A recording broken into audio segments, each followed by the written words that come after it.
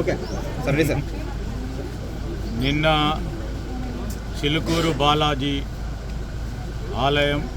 ఆలయానికి సంబంధించిన ప్రధాన అర్చకుడు సౌందర్య రాజన్ వారిపై జరిగిన దాడిని, సౌందర్య రంగరాజన్ గారి దాడిపైన జరిగిన దాడిని ప్రభుత్వం తీవ్రంగా ఖండిస్తూ ఉంది.